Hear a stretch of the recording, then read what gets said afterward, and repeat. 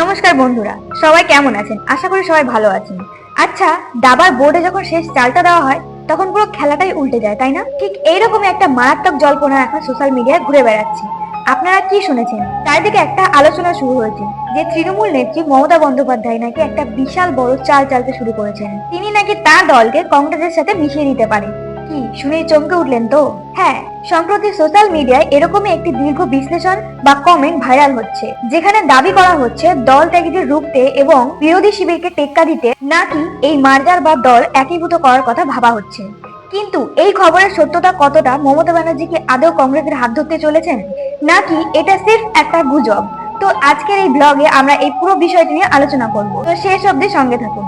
প্রথমে দেখে নেওয়া যাক ভাইরাল হওয়া এই পোস্টে বা কমেন্টে কি দাবি করা হচ্ছে। সেখানে বলা হয়েছে মমতা ব্যানার্জি নাকি দাবার এমন একটা শেষ চাল দিতে চলেছেন যাতে বিক্ষুব্ধ বা দলত্যাগীরা বড়সড় ধাক্কা খাবে।